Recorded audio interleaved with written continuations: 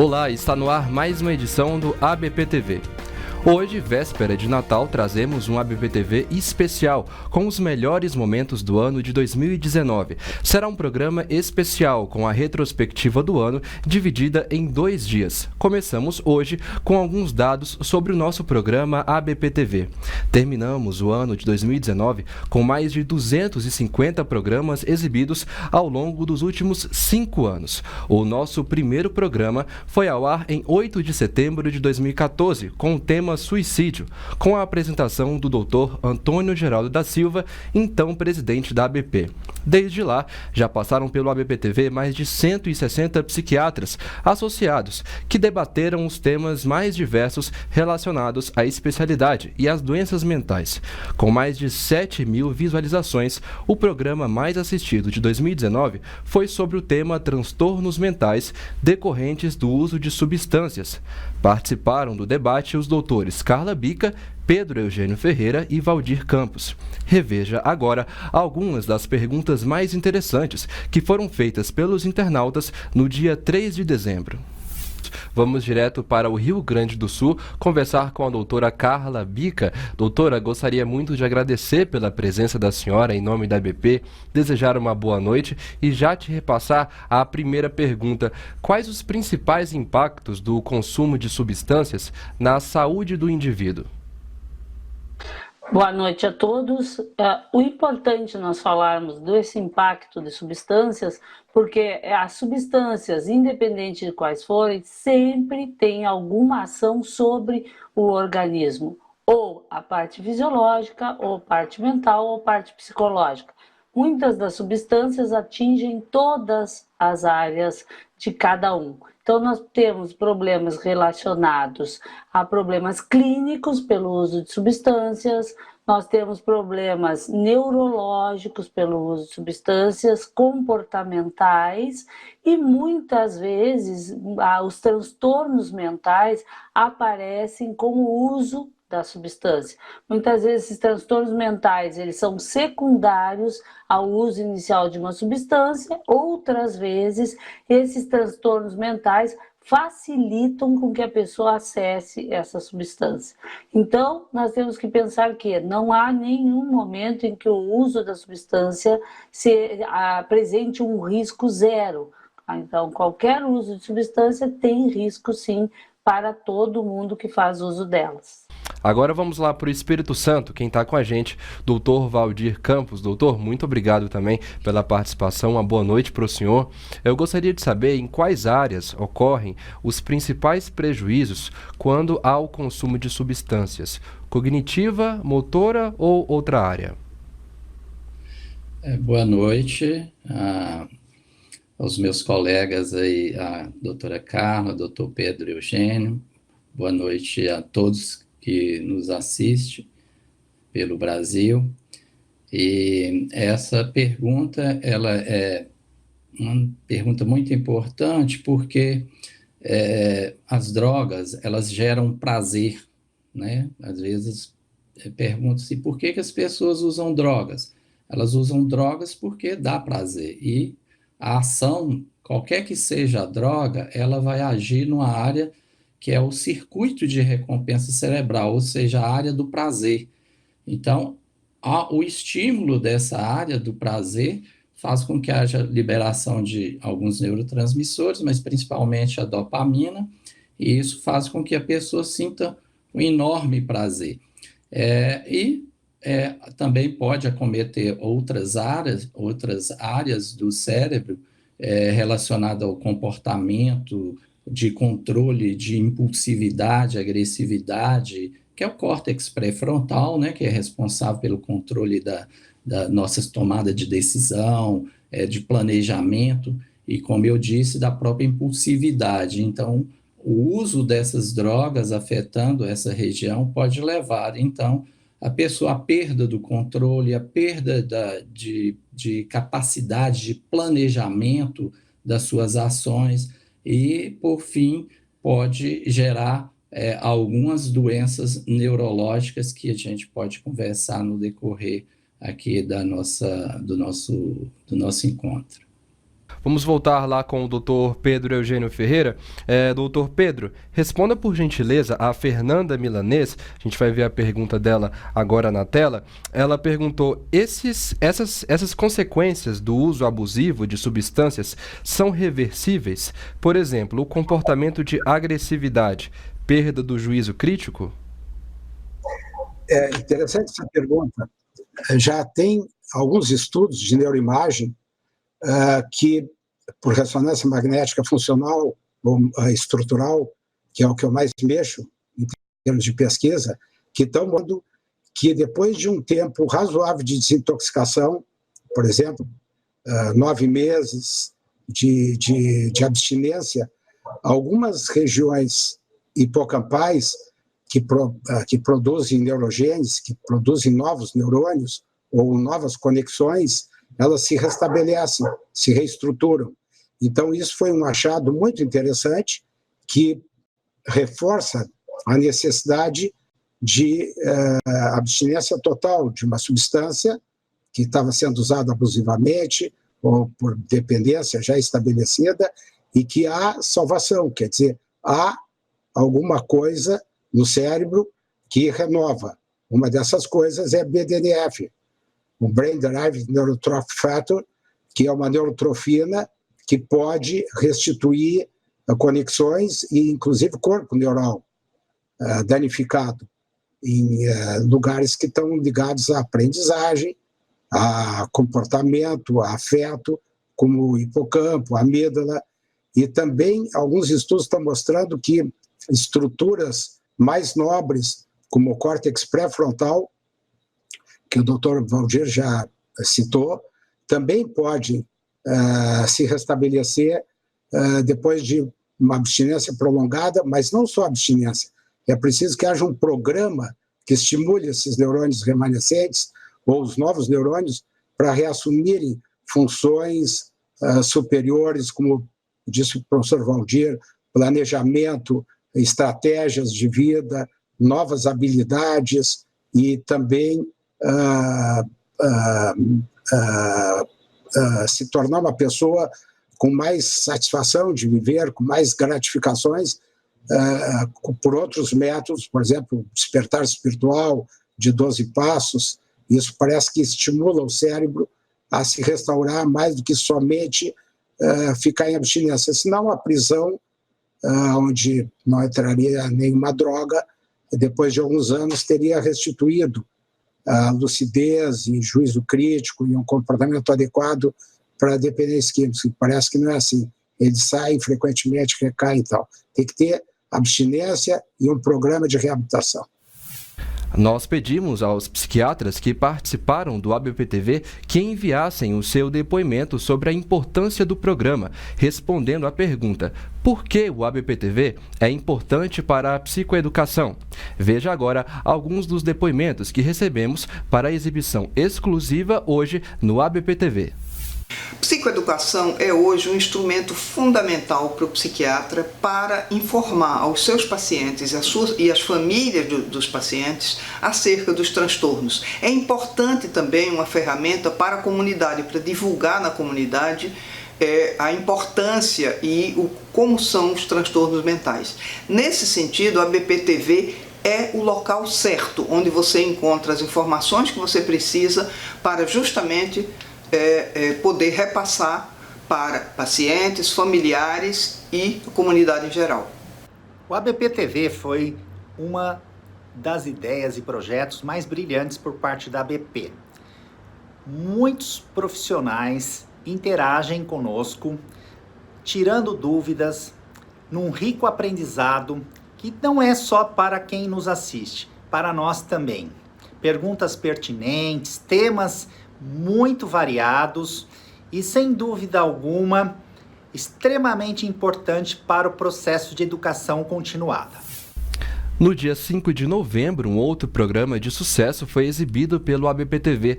Com cerca de 7.000 visualizações, o tema Transtornos da Sexualidade foi abordado pela presidente da ABP, doutora Carmita Abdo, e pelo doutor Danilo Baltieri, que responderam às perguntas dos internautas. Confira a seguir algumas das questões mais importantes respondidas pelos nossos participantes. como podemos diferenciar a preferência sexual de um transtorno propriamente dito?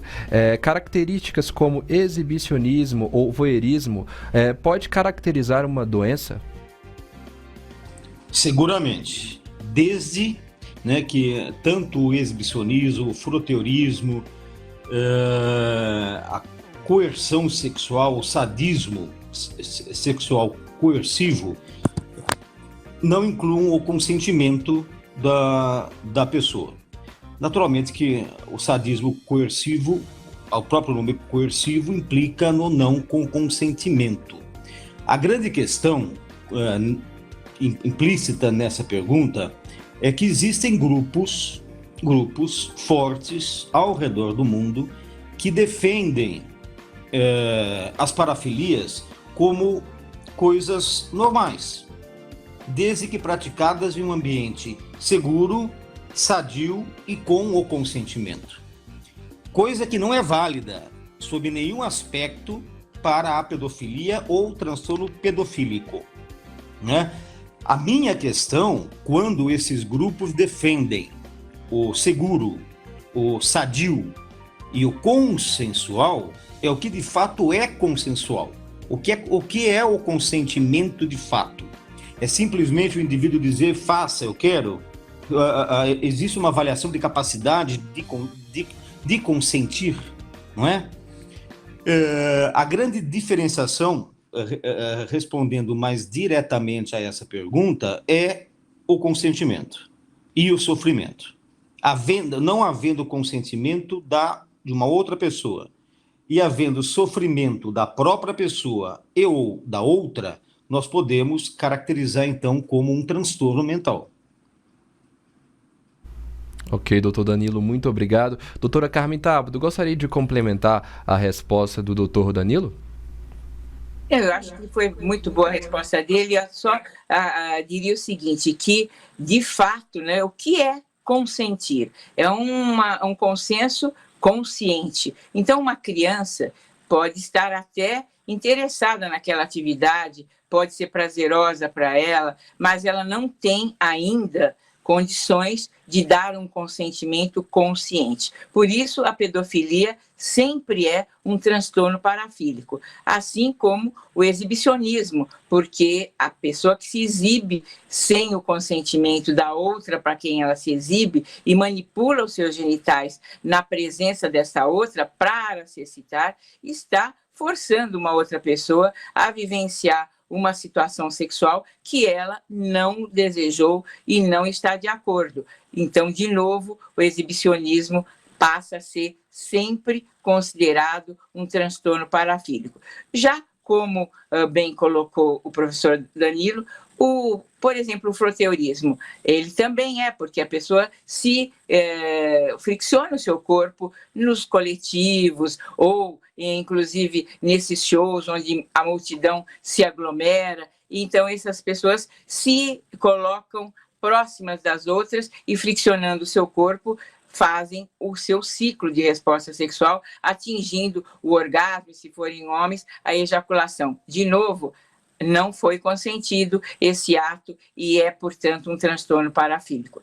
De repente, a gente fala, bom, mas e o fetichista? O fetichista que é aquele que tem prazer através, por exemplo, da fricção do seu corpo com um objeto, como, por exemplo, uma calcinha. Ele ele tem um transtorno parafílico. Se isso causar nele mal-estar, uma indisposição, um sentimento de desconforto e de realmente angústia, claro, ele vai buscar uma ajuda, porque ele se sente, sim, não bem com essa situação e ele passa, então, a ser considerado um portador de transtorno parafílico. Por outro lado, a Associação Psiquiátrica Americana, e também é uma tendência da Organização Mundial de Saúde, na CID-11, a considerar esses indivíduos que têm comportamentos não consensuais, como o fetichismo, mas que não estejam causando mal a ninguém e também não estejam sofrendo por conta desta sua forma de fazer ou de buscar prazer, esses indivíduos não serão mais considerados objeto da psiquiatria. podem ser estudados das mais variadas formas, mas se não buscam tratamento e não estão causando nenhum malefício a terceiros, e se por si só não se consideram necessitando de uma ajuda psiquiátrica, não serão os psiquiatras que irão normatizar a sexualidade desses indivíduos. Mas lembrando bem, isso exclui, sem dúvida, essa postura, muito bem colocada pela Associação Psiquiátrica Americana e pela Organização Mundial de Saúde, exclui pedófilos, froteuristas, voyeurs, fetichistas e sádicos coercitivos. Temos uma pergunta aqui vinda do YouTube para a senhora, é do Jamilton Vasconcelos. Ele questiona: esses transtornos podem se manifestar pós-abuso sexual? Sim, Jamilton, realmente o que esses indivíduos colocam muito frequentemente quando nós fazemos a anamnese deles e ao longo do tratamento é história de abuso, muitas vezes sofrido durante a infância ou até a adolescência, abusos repetitivos ou não, ou uma única situação, mas essa história é muito usual. Porém, como é uma informação retrospectiva, nós não podemos dar certeza de que isso de fato ocorreu, apesar de muito frequentemente ser relatado, né? Necessitaríamos para dizer que, de fato, na história desses indivíduos existe uma vivência de abuso, ter acompanhado a vida deles durante a infância e durante a adolescência. Mas, como os relatos são muito frequentes, acredita-se que, de fato, a experiência sexual, não só de abuso, mas uma experiência de maior liberdade, de maior promiscuidade, muitas vezes, pode levar a essa condição de um sexo que não seja consensual na vida adulta. Além disso, são outros fatores que são relacionados à história desses indivíduos, um lar monoparental, ou até um lar onde existe um conflito muito grande entre os pais. Além disso, uma história de uso de drogas ou até de álcool em excesso, uma dificuldade no desenvolvimento, levando a uma personalidade que tem, na imaturidade, uma característica muito grande, e muitos desses indivíduos também, por vezes, são... se verifica uma certa dificuldade com a figura feminina em alguns deles, relatada por eles ou até captada ao longo do nosso contato, do tratamento que nós vamos estabelecer com esses indivíduos. Portanto, alguns elementos de história são bastante usuais e frequentemente relatados, e às vezes não só por eles, como pela própria família, que sabe da história de um abuso, por exemplo, e vem contando para a gente que ele teve um comportamento modificado na vida logo após ter tido essa experiência que ele relatou em casa, quando ainda menino. Então, não é infrequente, não. Existe uma correlação possível, mas ainda não se pode comprovar do ponto de vista de evidência, mas se pode suspeitar. Vamos voltar para São Paulo, conversar com o doutor Danilo Baltieri. Doutor Danilo, a Andréa Romani, pelo Facebook, enviou a seguinte pergunta: existe algum estudo relacionado à obesidade com algum transtorno sexual? Vários estudos, especialmente obesidade com disfunções sexuais, né? Tanto com alteração de desejo sexual, quanto de excitação, de ejaculação, os transtornos ejaculatórios, existe. E também, entre mulheres, os chamados transtornos penetrativos, né? Existe sim, especialmente nessa área. Por quê? Primeiro, muitas pessoas com quadro de obesidade apresentam uma autoestima rebaixada, muitos, porém nem todos. Isso é um aspecto psicológico. Tem um aspecto biológico também. muitos desses indivíduos obesos apresentam quadros clínicos relacionados à obesidade, como, por exemplo, diabetes, a hipertensão, falhas no funcionamento cardiovascular e, portanto, falhas no funcionamento fisiológico da ereção, no caso de homens, não é? E da excitação, no caso de mulheres. E, consequentemente, uma avalanche de problemas na esfera do desejo, do imaginário, da fantasia sexual, enfim. Então, existem sim, mas principalmente na área de disfunção sexual, especialmente no aspecto excitação. Ok, doutor Danilo. Doutora Carmita Abdo, a Luciana Santos, pelo YouTube, perguntou: na adolescência, seria normal este transtorno da sexualidade por estar numa fase de desenvolvimento do corpo e após este período serem adultos saudáveis? Nós nem falamos em transtorno, Luciana, quando estamos diante de um adolescente que não tem experiência ou que se tem é pouca, né? E que ainda não tem condições de fazer sexo mais adequado, num ambiente reservado, e que ainda está se experimentando sexualmente. A parceria nem sempre é a mais atraente para ele, mas é aquela possível naquele momento. Então, nós não vamos falar em disfunção sexual, em problema sexual, em quem está iniciando a vida sexual e que, com o tempo, terá a oportunidade de vencer alguns limites, alguns bloqueios ou algumas dificuldades que possam ter a ver não só com ele, com a pessoa, mas até com o ambiente e com as circunstâncias em que o sexo pode ser desenvolvido. Mas, se entrando já numa fase de adulto jovem, esse adolescente persiste com alguma falha, seja ela falha de ereção, dificuldade para controlar a ejaculação, precipitando essa ejaculação, ou às vezes o que tem sido muito relatado cada vez mais nos dias de hoje, um desejo diminuído, aí nós vamos verificar as causas. Por exemplo, é muito frequente o adolescente que deprime e acaba não tendo interesse sexual, o que seria pouco lógico de se imaginar em alguém que está com os hormônios todos à flor da pele. Mas com a depressão, o desejo fica bastante abalado. Então, até um sinal de alerta para se pensar no diagnóstico de depressão é vir a queixa, seja em adolescente ou seja em adulto que está saudável, que não tem problemas de ordem física, como diabetes, hipertensão, uma dislipidemia, problemas de insuficiência renal, que seriam aqueles que levariam a dificuldades sexuais, entre outros, mas sendo saudável fisicamente, apresenta uma dificuldade, tem experiência sexual, está com uma parceria adequada, tem condições de realizar sexo num ambiente bastante próprio, mas não sente desejo. É importante pesquisar a presença de depressão, por exemplo.